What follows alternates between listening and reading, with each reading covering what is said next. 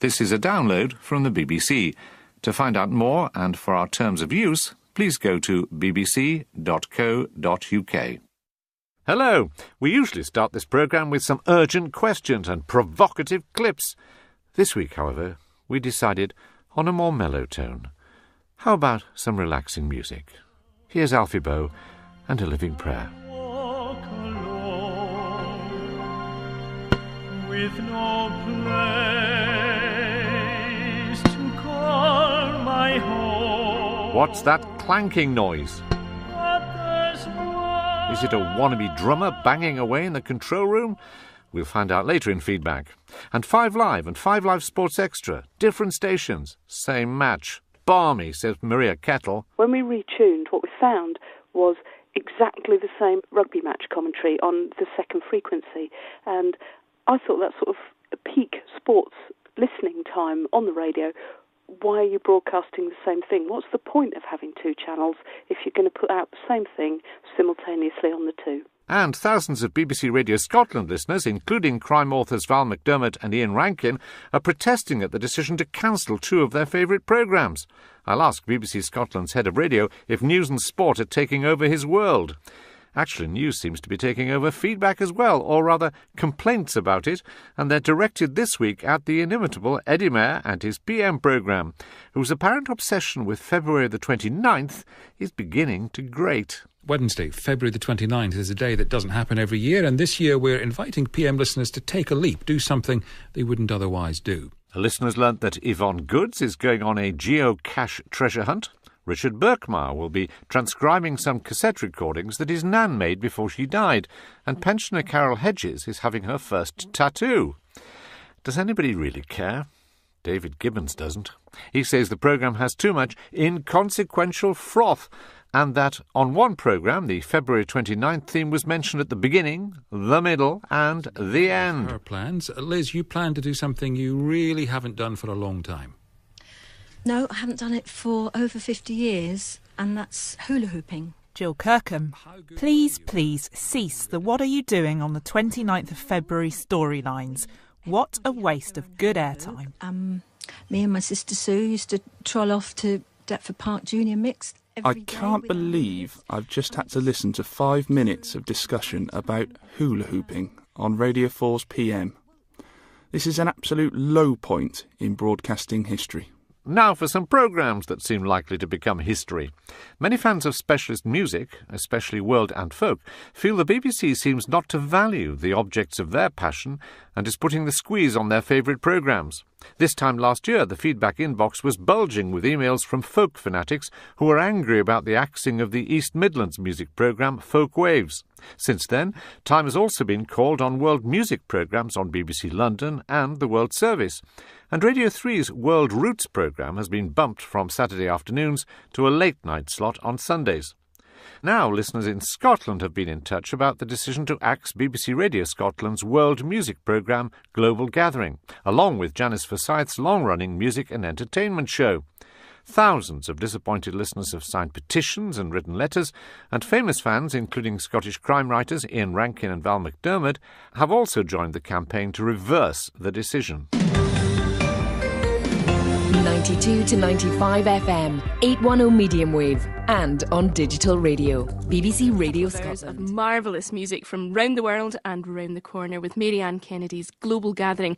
We have a special second hour. Hello, my name's Alan Cody, and I was particularly fond of this programme because it celebrates Scottish and Celtic culture in an international context. From our own communities right at the heart of Glasgow and Edinburgh. Music, dance and the occasional naughty sweet treats from Eastern Europe. And it's the sort of programme that you could cite to people as somewhere to come across examples of traditional music that are quite groovy and not fuddy-duddy as many young people might see them.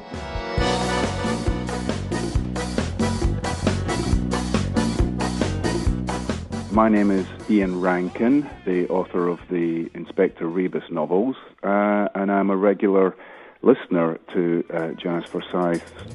That was Aztec Camera. Good morning, Scotland, from Janice Forsyth, and indeed beyond these shores. I know plenty of people listen elsewhere in the world. Hello, wherever you are. And I was disappointed and not far short of horrified when I learned that Radio Scotland were thinking of axing what is seen as being a very successful show. I mean, she had a terrific interview with Billy Connolly. He doesn't do many radio interviews, and it was a bit of a coup for her and for Radio Scotland. Oh, it's terrible. They can't do anything. And you can't move. But you had to get back on the trike. I had to get back on, but getting out of bed is nightmarish. Well, my name's Martin Davies. I live up in northwest Scotland. And there is already, on a Saturday morning, an awful lot of talking news and sports. And so I'm not sure that the case necessarily for that more talk and more news and more sports and such like and less music is necessarily well made. My name is Val McDermott. I'm a crime writer. I suppose you could argue that someone like me has a self-interest in keeping shows like this on the air. But on the other hand, it seems to me daft at a time when Scotland is asking itself questions about who it is and its place in the world, that you'd want to cut the Janice Forsyth show. Jeff Zizinski is the head of radio for BBC Scotland. I asked him why the programmes are going. I can take Global Gathering first of all.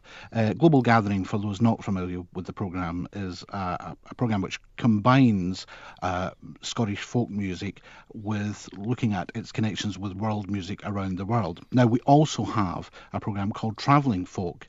We believe that by tweaking the remit of Travelling Folk, we can accommodate, perhaps not entirely, but some of the remit of Global Gathering. But my understanding is that you're replacing Global Gathering with a programme which will be exclusively about classical music. Yes, but can I just say, and I'm not shroud waving here, but what this allows us to do is to spread the resources across the remaining programmes. We wouldn't have had the resources to provide live sessions, coverage of events, interviews. There would have been simply disc-based programmes for all our music programmes. Are you saying that the range, therefore, is going to be maintained, even if, as it were, the volume of programmes in that area will not be?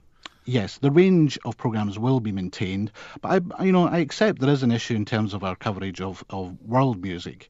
We will pick that up, obviously, in festivals like Celtic Connections. We will pick it up in Travelling Folk. But bear in mind, Mary Ann Kennedy, who presents Global Gathering, also presents a world music programme on Radio 3. So in terms of the BBC's total provision in radio of world music, that will be maintained. And does she have a future on BBC Scotland? She certainly does. I know you've been hearing various criticisms of our schedule changes, and that's understandable. And I certainly have had about 40 emails and a number of letters, and indeed a strange encounter with a man on a train yesterday, all who were very anxious about the future of Mary Ann. But what's happening with Mary Ann is not only will she continue on BBC Radio Scotland in terms of 2 new programmes, we hope, she continues on our sister national station in Scotland, Radio 9 Gael. She continues to broadcast on BBC Alba and on BBC Radio 3 as well. Well, let's now turn to the programme presented by Janice Forsyth on Saturday, because people who've written to us say actually it was a completely different sort of programme, a unique programme, which isn't being replicated elsewhere. Well, as I say, I can completely understand it. If we have spent almost 18 years promoting Janice Forsyth in the Saturday morning schedule. She has many fans, many friends. Many people will feel the loss of that programme.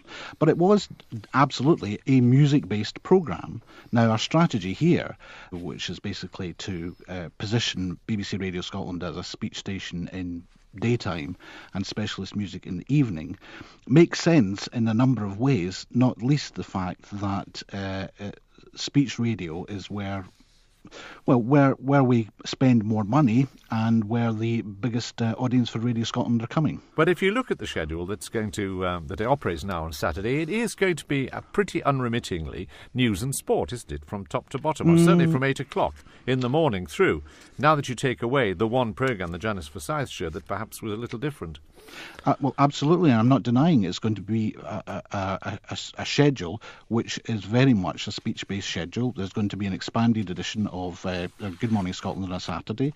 Eventually, there's going to be a new current affairs discussion programme, and then that will lead into the sports programme, which incidentally is not a football programme, but deals with other sports such as rugby, tennis, golf, and the rest, and athletics. It's not a football programme, as some have claimed. But what people do feel deal, obviously, about the BBC and BBC in Scotland as elsewhere, is you have a unique position in terms of providing what the commercial sector does not, ensuring that your local community, the arts, music, whatever is represented, and also doing music in terms of world music that wouldn't easily fit into a lot of commercial stations. People see this as a narrowing of the agenda. Well, I think we're one of the only stations that has an absolute remit in our service licence to provide a daily arts programme. So, I mean, I don't think the charge of us not covering Scottish culture is valid. Look, we have made schedule changes in the past. Some have worked and some have not worked. But you take about a year to see how these things bed in. If in a year's time, if we get to May next year, and I believe, we've absolutely screwed this up, then of course we would review it again. But remember, these decisions are not based on me sitting in a penthouse suite stroking a white cat. They're based on a very careful analysis of what the audience wanted from us. Jeff Szynski, head of radio for BBC Scotland. Now, a little less conversation, a little more action, please. Come in, Mr. Presley. Where could I go but to the Lord? It's that clanking noise again. The sound of Elvis turning in his grave. My merry band of Twitter followers have been playing a guessing game about what's causing it. Ian Michelle. Very spooky clicking. The sort of noise you might get at a séance. Perhaps it's Nigel Pargeter searching for Radio Borsetshire. Not even close. Keep trying. Now, what's the point of a speech network if you can't hear what people are saying because everyone is talking over each other? The new series of Moral Maze is prompting some full and frank emails. Last week I spoke to the programme's long-running chairman Michael Burke about what it takes to keep a live debate under control. But he's not the only programme host whose credentials have been under the feedback listener's microscope. John Ling takes aim first at any questions. I just thought that this week's broadcast was very poor because it was so loud and so irritating with everybody shouting at each other all the time. And it was not a well-run debate. If I was in the pub with this lot, it would be a different matter. Letting people shout each other down is not good chairmanship and it's not good radio. And I just wondered if your guests are given any guidelines before the broadcast. And when four people, including the chairman, are all speaking at once, it just sounds bad. But the problem is to pay for unemployment and welfare benefits when what we should be doing... My name is Jane Talbot, and I'm calling from Isleworth in West London. Producers and presenters seem to have forgotten that when two or more people speak at the same time, listeners at home cannot hear what any of the speakers are saying. That's a very poor argument, and Sally, what we have to do is your report actually specifically showed that science, technology, engineering and mathematics hadn't really been affected very much. So what your it figures shows, actually don't show that goodness me, at all. I think some manners here, and let me finish. Go on, finish, but make it brief, please. Very brief. The worst culprits being the Today programme, Any Questions, The Moral Maze and the Westminster Hour. Please, can producers and presenters be persuaded to remind their guests beforehand and to intervene quickly if two or more people start speaking at once. Patient safety and the quality of care. It's fact. What it is, it's about... fact. No, it's not fact. What it is, it's Caroline Quinn made a brave attempt in the Westminster Hour last weekend by saying something like, if you both speak at once, the listeners don't like it. Who can provide the very best treatment? But That's why the does the profound Patients difference. Association then think that this will make the situation not going much to agree on that, worse? and there's no point us all talking at once because the listeners hate it, and so let's calm down. We're always calm. Former Archbishop of Canterbury, George Carey, was determined to get his message across this week, as Philip Burrows couldn't help but notice when he listened to interviews with him on the Aled Jones Show on Radio 2 and on the Today programme. He kept referring to his latest book. Normally I let these things wash over me, but the amount of times he kept saying, "in my book," was irritating, almost amusing. Can these guests be asked beforehand to tone down the number of times they plug their books? It wasn't that repetitive, was it, Philip? The book that my son Andrew and I have written, called We Don't Do God, speaks exactly into this kind of situation. Our book is actually saying that what is going on is a slow... I say in the book that I have added, going back to my book, I hope it will encourage people to say, yes, the Christian faith is still relevant. 13 times in about 20 minutes. The publishers must be pleased. But are you? More generally, feedback listeners regularly flag concerns about the plugging of new books. So do keep letting me know what you think. Now back to those otherworldly noises infecting local radio programmes.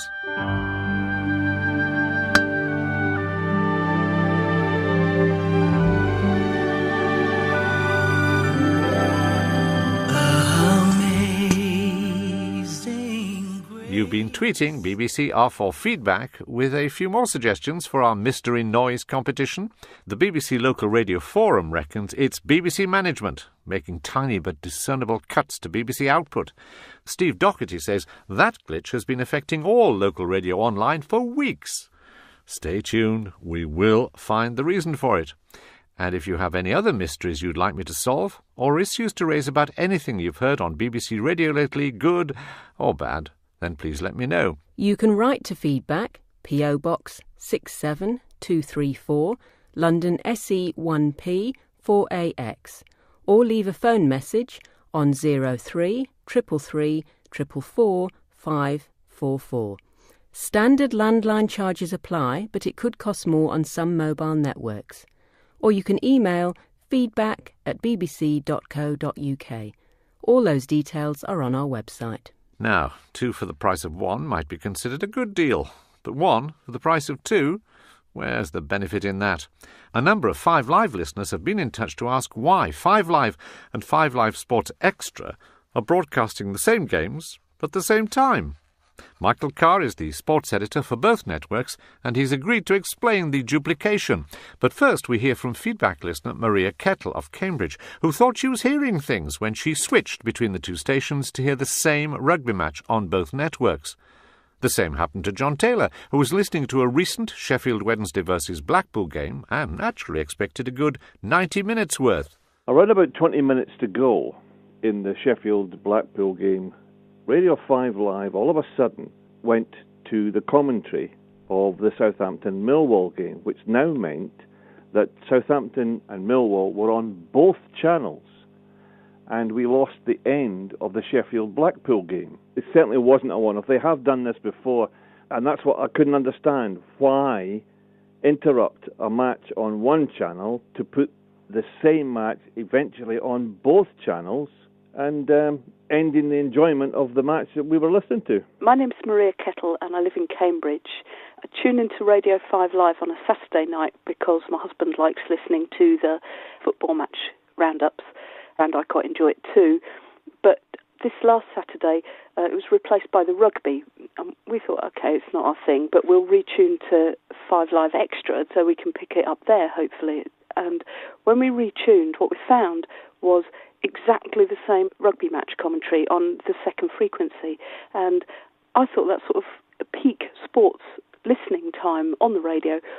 Why are you broadcasting the same thing? What's the point of having 2 channels if you're going to put out the same thing simultaneously on the 2? Michael Carr is 5 Live sports editor. I asked him, what's the point of having an extra radio station if it's not giving you something extra? Just more of the same. Michael Carr, can we start with Maria Kettle's observation that you had the identical, and in her case, unwanted rugby commentary on both networks? Why did it happen?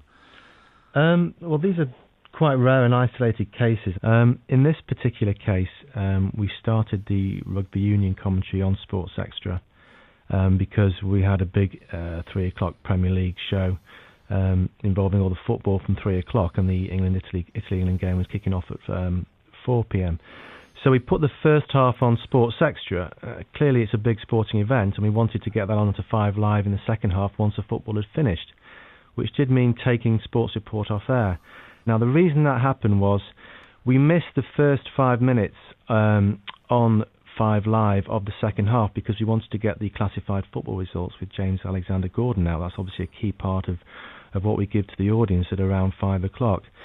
So we kept it running on Sports Extra because otherwise we'd have missed 3 or 4 minutes of commentary. Now there's no point then taking it off Sports Extra. There was nothing else to replace it with. It would have been just dead air. You're saying effectively you had nothing to put on a Saturday. You had nothing else to put on 5 Live Sports Extra. 5 Live Sports Extra is there to run live sporting events that are not able to schedule in full on 5 Live. Due to the service licence remit, we can't put magazine shows or reporting shows, such as Sports Report, onto 5 Live Sports Extra. It is purely for live sporting events. Well, you say this is a rare and isolated instance, but we've heard John Taylor describe that roughly the same thing happened with the Sheffield Wednesday Blackpool fourth round FA Cup replay, except that you lost the end of the Sheffield Wednesday Blackpool match. So you had 2 channels covering one match, and you deserted a second match. Now, how did that happen? Well, I'll explain the circumstances behind that one as well. If I can just point out that on Sports Extra we've done over 150 commentaries since November the 1st, so that's in a sort of three-month period. This situation has only happened 3 times. So you're isolating 2 of the cases here, which is fine, and I can certainly explain the thinking behind the FA Cup games that you're talking about. We bill our FA Cup shows on 5 Live Sport as an evening of FA Cup, and we go to where the story is. That's the key selling point of our FA Cup commentaries. The FA Cup contract allows us to do that, which the Premier League doesn't.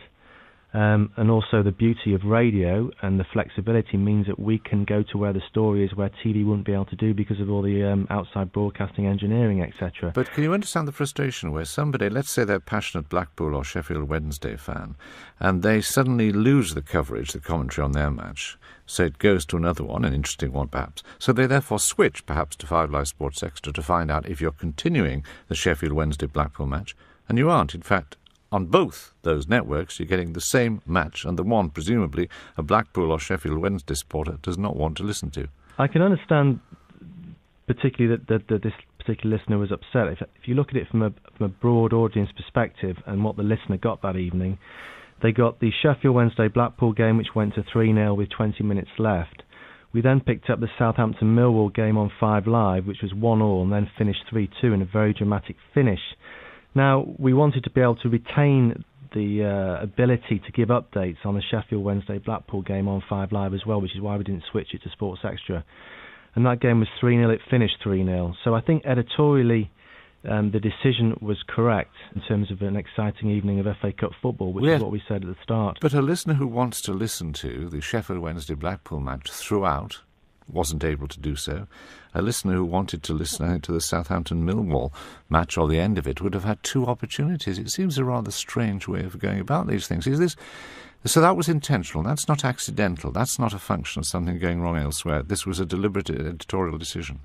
It was a deliberate editorial decision based on the fact that we, in FA Cup commentaries and our FA Cup programmes, we have this ability to switch our commentaries to go to where the story is developing, and we will do it when we think it's editorially justified.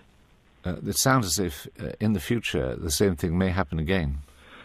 It's quite a rare occurrence. It's a very rare occurrence, and each situation is quite a unique set of circumstances that's offered. But you're not ruling it out happening again. You're saying that it's quite possible in the future that you will take that editorial decision. Yes, I will, but it is very rare, and I'll give you those statistics again. 150 commentaries over since November. It's happened 3 times. Totaling probably around 60-odd minutes of radio. So it is rare, but we will do it again if we think it's editorially justified. Our thanks to Michael Carr. 2 stalwarts of Radio 4 comedy are back on the air. Count Arthur Strong, who is loved and hated in equal measure, and The Now Show, in which listener Nick Spencer said that John Finnemore pulled off a miracle of comedy last week. 3 minutes of optional prayers are an infringement of human rights now. In that case, my school was like a Soviet gulag. My name is Nick Spencer. I am Research Director at Theos, the Religion and Society think tank. The sketch last week about Bideford Council prayers managed to be both funny and fair. It would have been very easy and lazy to have mocked Bideford Council for living in the Middle Ages, or something like that. It would have been more unusual, but still unbalanced, to have ridiculed Councillor Clive Bone and Richard Dawkins for being selfish or being belligerent, but it took real courage to point out and to satirise the faults and the flaws of both sides. So for that reason and no other, the prayers had to stop after all, which was a shame, but luckily everyone kept it in proportion. The Christian councillors said their prayers before the meeting officially began, and everyone lived happily ever... no, I've done it again. All too often, comedy and religion either don't mix or they mix badly. What John Finnemore did was to show that it can and it should be done. Church, the Bethel Free Church, the Society of Friends meeting house, and that is it. I think what I'm saying is it's a pity they had to scrap the prayers, but I also think Christianity can weather this storm. Funny and fair. That's an unusual combination. Now, I know you're dying to hear the answer to the mystery noise competition. Not long now. But just before we reveal the results, this. Lots of listeners have written in response to my interview a couple of weeks back about problems with the BBC iPlayer. Many of you have found that whilst TV programmes are edited very neatly at the beginning and at the end, radio appears to be the poor relation, with chunks of trails and bits and bobs of news littering both ends of the programme, or even worse, the end of the programme lopped off altogether. Andrew Scott, the BBC's head of radio and music for future media, explained that with frequent changes to transmission times because of the varying nature of live radio, as well as the sheer volume of radio programmes to put onto iPlayer, occasional problems were, well, inevitable. But spare a thought for listeners of local radio. When they listen on iPlayer, it sounds like this.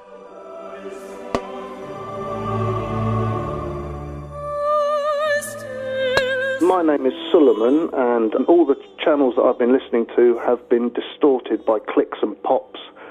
I'm a jazz musician and enjoy listening to the jazz on the BBC. And the particular programme I was listening to was Hereford and Worcester's Jazz with John Hellings. This one from Onward is A Living Prayer. And as I was about to send him an email to say that there was a problem, he mentioned the problem and said other people had been mentioning it as well, and that they were going to try and fix the problem. But we're some weeks later now and the problem still isn't fixed, and I've just checked it, and it's both live and recorded material on the iPlayer. The national radio stations are fine, but all the local radio stations are as good as unlistenable. Time to reveal the cause of the mystery sound. Here is a BBC statement. We apologise to listeners of BBC Local Radio. The problem lies with a piece of technical equipment which is failing. We have ordered a replacement, but it's a specialised piece of kit which needs to be individually manufactured. We hope to have it fixed by early March. That piece of dodgy technical equipment is in fact a failing motherboard. Not a failing Ouija board, then, or the ghost of Nigel Pargeter desperately trying to get in touch. So, no winner for this week's competition. I'll just have to hang on to that much-coveted and personally autographed photo of yours truly. It'll have to go back to my bedside, where I could see it first thing in the morning and last thing at night, to ward off existential angst and crises of identity. Goodbye. Look, my name's Alan Cody, and I was particularly fond of this programme because it celebrates Scottish and Celtic culture in an international context. From our own communities right at the heart of Glasgow and Edinburgh. Music, dance and the occasional naughty sweet treats from Eastern Europe. And What is the sort of programme that you could cite to people as somewhere to come across examples of traditional music that are quite groovy and not fuddy-duddy as many young people might see them?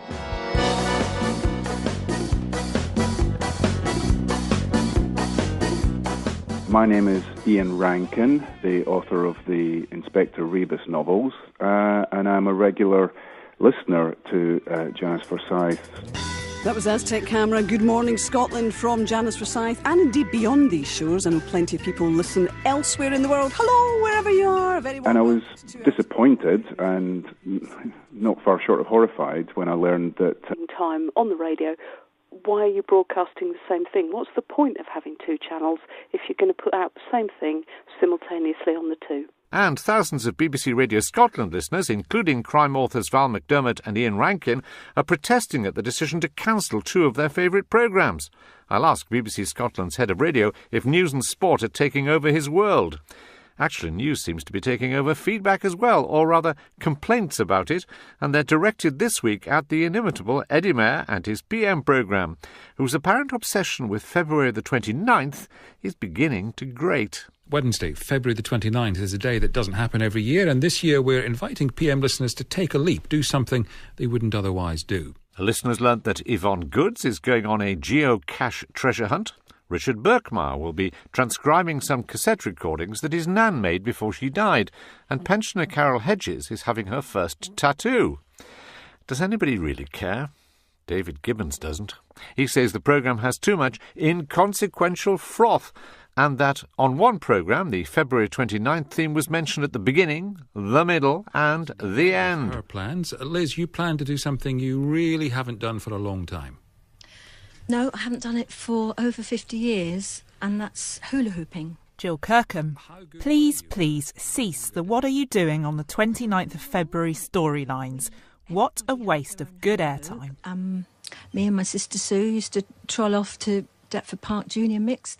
I can't believe I've just had to listen to 5 minutes of discussion about hula hooping on Radio 4's PM. This is an absolute low point in broadcasting history. Now for some programmes that seem likely to become history. Many fans of specialist music, especially world and folk, feel the BBC seems not to value the objects of their passion and is putting the squeeze on their favourite programmes. This is a download from the BBC. To find out more and for our terms of use, please go to bbc.co.uk.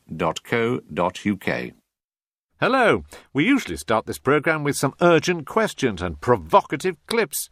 This week, however, we decided on a more mellow tone. How about some relaxing music?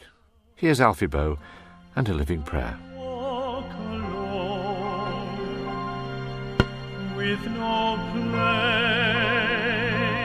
place to call my home. What's that clanking noise? Is it a wannabe drummer banging away in the control room? We'll find out later in feedback. And 5 Live and 5 Live Sports Extra. Different stations. Same match. Balmy, says Maria Kettle. When we retuned, what we found was exactly the same rugby match commentary on the second frequency. And I thought that sort of peak sports listening. This time last year, the feedback inbox was bulging with emails from folk fanatics who were angry about the axing of the East Midlands music programme Folk Waves. Since then, time has also been called on world music programmes on BBC London and the World Service. And Radio 3's World Roots programme has been bumped from Saturday afternoons to a late-night slot on Sundays. Now, listeners in Scotland have been in touch about the decision to axe BBC Radio Scotland's world music programme Global Gathering, along with Janice Forsyth's long-running music and entertainment show. Thousands of disappointed listeners have signed petitions and written letters, and famous fans, including Scottish crime writers Ian Rankin and Val McDermott, have also joined the campaign to reverse the decision. 92 to 95 FM, 810 medium wave, and on digital radio. BBC Radio Scotland. Of marvellous music from round the world and round the corner with Mary Ann Kennedy's Global Gathering. We have a special second hour.